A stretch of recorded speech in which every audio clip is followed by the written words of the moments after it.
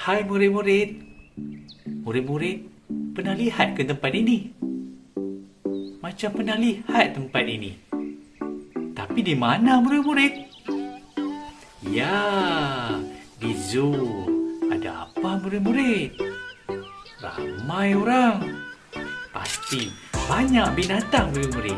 Yang inilah yang kita nak belajar murid-murid.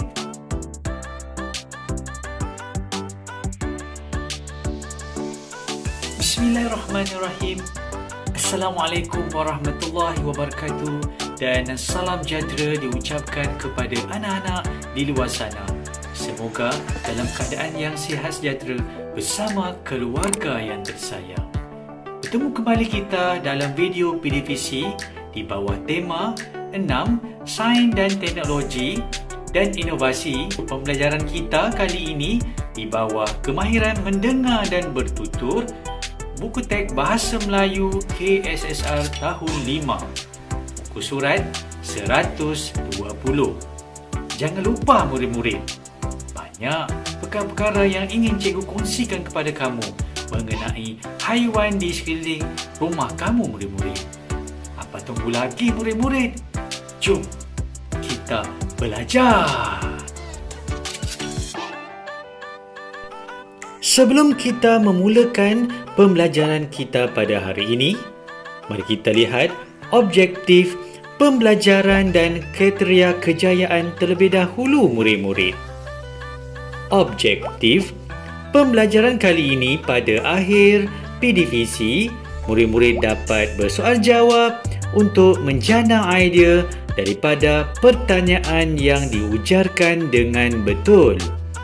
Manakala kriteria kejayaan, pada akhir pembelajaran murid-murid dapat menjawab 2 daripada 4 pertanyaan yang diujarkan dengan jawapan yang betul. Baiklah murid-murid, ingin cikgu ingatkan kepada murid-murid, pembelajaran kita kali ini ialah Sains dan Kehidupan di bawah kemahiran mendengar dan bertutur, muka surat 120 Bahasa Melayu tahun 5. Di dalam petikan ini menceritakan 2 orang sahabat iaitu Farisha dan Rubina yang melawat zoo dengan bersoal jawab mengenai binatang yang dilihat antara mereka. Jadi, sebelum kita bersoal jawab dialog di antara Farisha dengan Rubina, mari kita lihat ciri dan tingkah laku khas haiwan cara melindungi dirinya. Baiklah murid-murid, kita mulakan dengan binatang yang pertama murid-murid. Apakah nama binatang ini murid-murid? Ya, betul murid-murid. Binatang ini diberi nama tenggiling. Pernahkah murid-murid melihat binatang ini? Ya, di kawasan rumah kamu jika berdekatan dengan kawasan hutan, dan murid-murid boleh lihat di kawasan zoo. Pernahkah murid-murid pergi ke zoo? Ya, bersama keluarga. Bagaimana binatang ini melindungi dirinya? Ya, dengan sisik yang keras. Perlukah binatang ini mempunyai sisik yang keras murid-murid? Perlu murid-murid untuk melindungi badan daripada kecederaan. Dan yang kedua, apa murid-murid? Sisik yang keras ini dapat menggulung badannya bagi menakutkan musuhnya. Kita beralih ke binatang yang kedua murid-murid. Pernahkah murid-murid melihat binatang ini? Apa nama binatang ini murid-murid? Ya, landak. Bagaimana landak mempertahankan dirinya? Ya, di atas badan landak itu ada duri yang tajam untuk mempertahankan dirinya. Itu yang pertama. Yang kedua, bagaimana landak mempertahankan dirinya murid-murid? Dengan melibaskan bulu tajam ke arah musuh bagi mempertahankan dirinya. Seterusnya kita beralih kepada haiwan yang ketiga, murid-murid. Pernahkah murid-murid melihat haiwan yang ketiga ini? Ya, sumpah. Pasti binatang sumpah-sumpah pernah kamu lihat di kawasan rumah kamu. Tetapi, bagaimana sumpah-sumpah melindungi dirinya? Ya, yang pertama, menyembunyikan dirinya. Yang kedua, menukar warna badan sama mengikut warna persekitaran sebagai penyamaran daripada musuh. Kita beralih ke binatang yang keempat, murid-murid. Apa nama binatang yang keempat, murid-murid? Ya, kura-kura. Bagaimana kura-kura melindungi dirinya, murid-murid? Ya, dengan cengkerang yang keras. Mengapa kura-kura memerlukan cengkerang yang keras, murid-murid? Ya, untuk melindungi badan yang lembut. Itu yang pertama. Yang kedua, memasukkan anggota badan ke dalam cengkerang. Kita beralih kepada dialog di antara Farisha dan Rubini, murid-murid.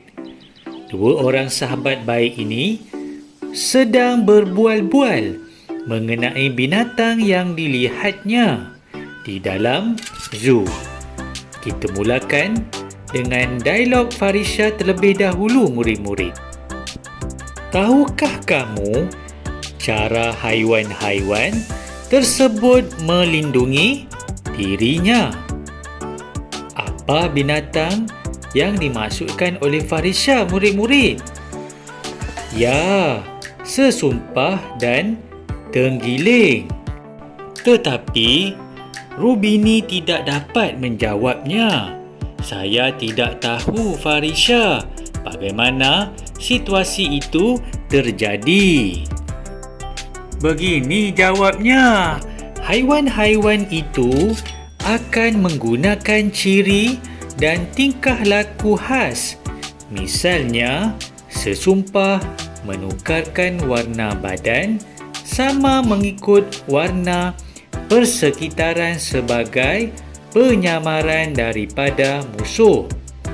Tenggiling pula akan menggulungkan diri dengan cengkerang yang keras untuk mengelakkan daripada serangan musuh. Rubini bertanyakan kepada Farisha, mengapakah ciri dan tingkah laku khas itu penting kepada haiwan, Farisha? Jadi, Farisha menjawab, ciri dan tingkah laku khas penting bagi haiwan kerana cara itu akan mempertahankan diri haiwan tersebut daripada musuh dan meneruskan kelangsungan hidup haiwan berkenaan. Farisha bertanya sesuatu kepada Rubini. Nyatakan ciri dan tingkah laku khas haiwan-haiwan yang lain.